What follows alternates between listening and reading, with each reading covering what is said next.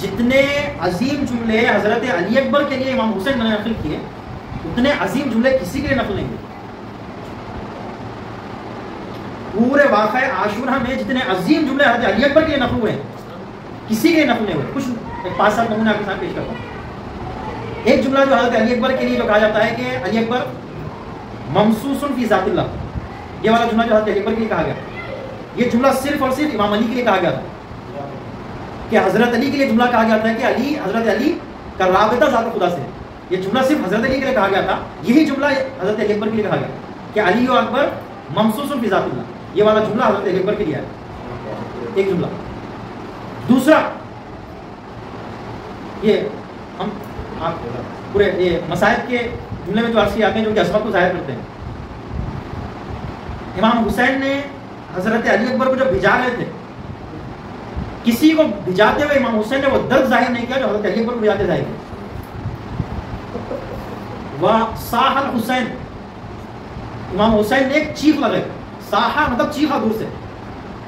اور عمر سعد کو مخاطب کر کے کہا کہ خطا اللہ نسلک، ایک عمر سعد خدا تیری نسل کو منقطع کر دے کہ تو میری نسل کو منقطع کرنے جا رہا ہے. یہ بہت بڑا جملہ تھا جو حضرت علی اکبر کو جب بھجا رہے تھے تبھی امام حسین نے کہا.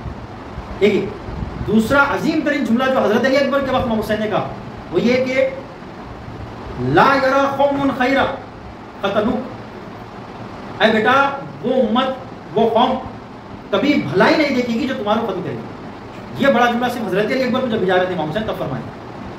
اور اسی طریقے کے حضرت علی اکبر کے بارے میں جو امام حسین کے جو جملات تھے وہ ان کی شخصیت کو ظاہر کر رہے ہیں. یعنی یہ اس بات کو ظاہر کر رہے ہیں کہ امام حسین کی نظر میں حضرت علی اکبر کی کیا عظمت تھی اور امام حسین کی نظر میں حضرت علی اکبر کا جو مرتبہ تھا اور کیا اہمیت حضرت علی اکبر کی امام حسین کی نظر میں تھی وہ ان جملوں سے ظاہر ہوتی. تو حضرت علی اکبر کی عظمت ان جملوں سے ظاہر ہوتی ایسا.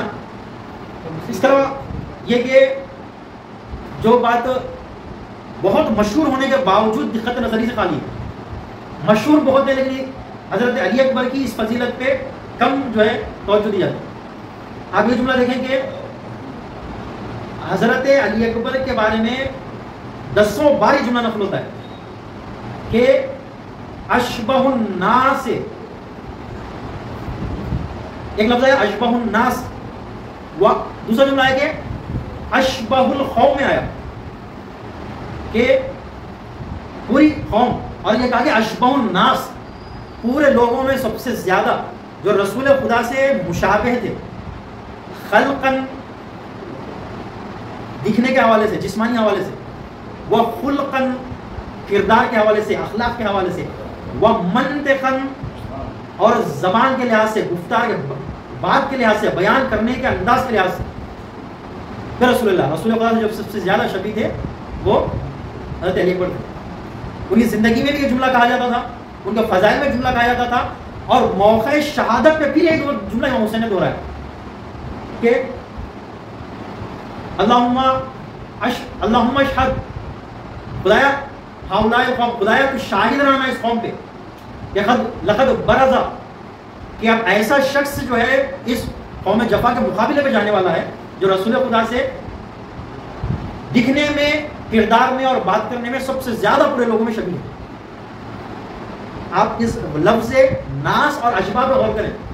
پوری خلق انسانیت میں کوئی سب سے زیادہ نزدیک ترین اگر رسول خدا سے ہے مادی اور مانوی لحاظ سے، ظاہری اور باطنی لحاظ سے، تو حضرت علی اکبر.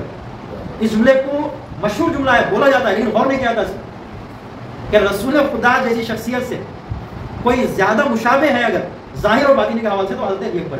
یہ ایک بہت